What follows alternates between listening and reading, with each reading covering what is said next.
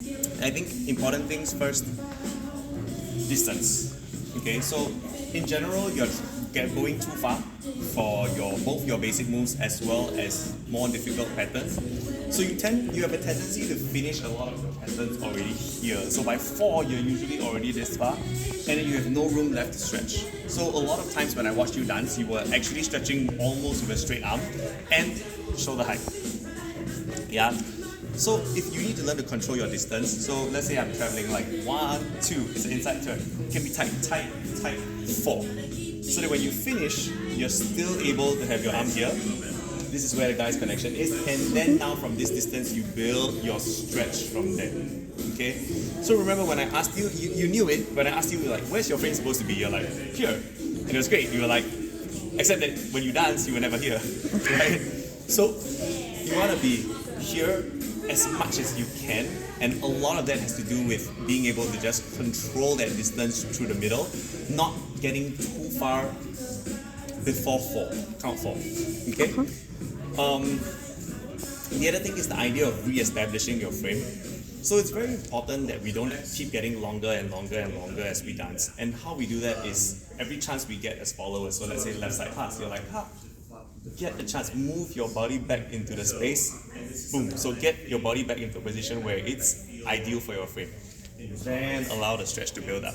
Same thing with sugar pushes, underarm turns, sugar push, boom. Allow the body to come back to where it's ideal for the frame, and then re-establish. Underarm turn, 1, 2. Anytime the hand comes down, 3, and as the hand comes down, let it come down here, back in line with the rib cage. Right, and then from here you get a chance to re-establish and stretch again. Okay, this applies even more so if the leaders are leading things fast or more complicated. Right, you know, the guys are leading some like turn into a little dark sequence. Right, you don't want to be trying to travel because you'll look like this. You'll be like, I need to turn, I need to duck, and then now I need to stretch, and then you'll be like, I'm dead. Right? If you feel like something difficult is happening, you want to be like tight. Then you still here, and then back away on the 5 and 6. When you've established balance, I'm ready to go. Alright? Rather than thinking, man, I need to go through this difficult pattern and I need to get to the end of the slot at the same time. Alright? The other thing is stretch drills. Okay, so when I asked you about if you did drills for stretch, you said you did, but you started them here. So when you go back home, change it, like use the stretch band, but start here. So I want you to make sure that the stretch band's already taut. You should have a muscle intention pulling away from the stretch band. Then you back away to try and create that stretch.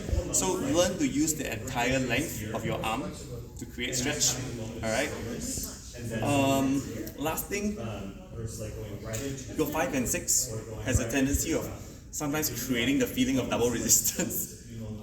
Because your 5 end goes 5 and when you land, there's a push upwards with the energy first. So you almost go up with the 5 and then you almost have to do a body wave backwards sometimes for 6. So you end up going like 5 and 6.